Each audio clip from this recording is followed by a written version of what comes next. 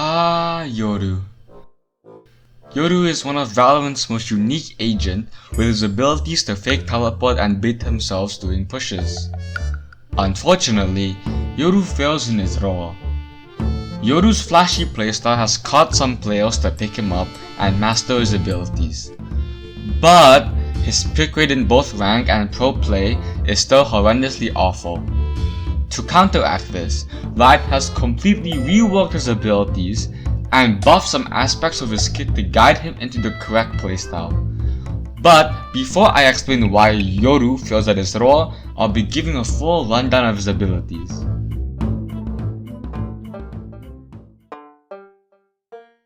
Yoru is Valorant's 5th duelist who uses deception to trick his enemies.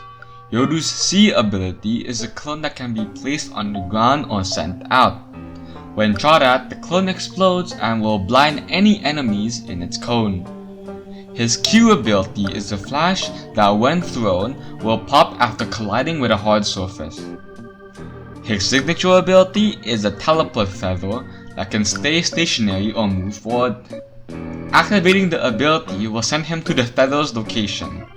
This could also be used to trigger a fake teleport which will play a sound cue but will not teleport Yoru himself.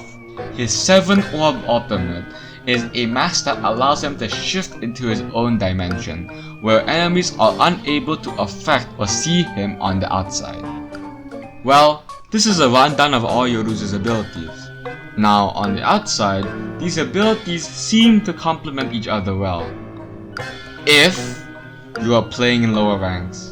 So let's begin, shall we? Now, unfortunately, using Yoru in higher ranks or professional play is just too unreliable. Teleporting by an enemy who's not blind will usually result in your death.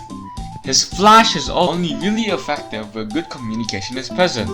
Playing Yoru in competitive can be challenging if you don't have a support agent duo or a reliable teammate.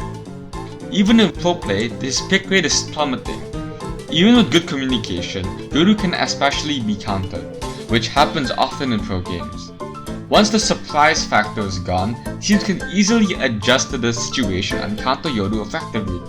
Obviously, Yoru has some cons, but how does he fundamentally fail at his role? When Yoru was teased in the State of the Agents article, the devs mentioned that Yoru was going to be an agent to complement the lurking playstyle. Now, unfortunately, this was proved wrong, since other agents would be a more viable option when placed in a position to lurk. He was better able to enter on site, unlike other agents like Cerebrawl who had universal utility which made his kit extremely good for lurking. Especially in pro play, Yoru's kit becomes less valuable than it seems.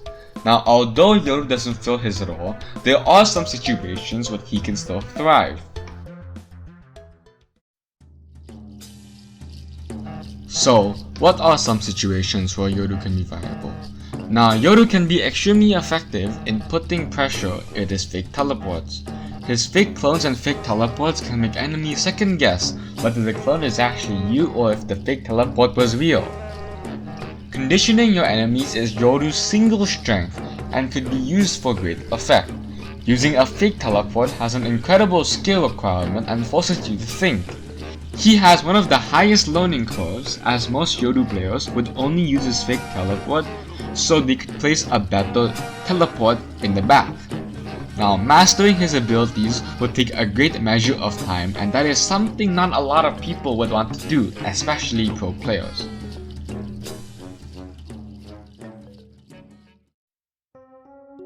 Yoru fundamentally fails at being a good lurker and has a high learning curve that makes him easy to counter and hard to play with.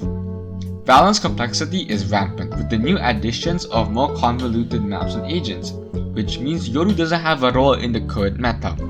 His role has shifted over the past years and has cemented his place in Valorant's history forever.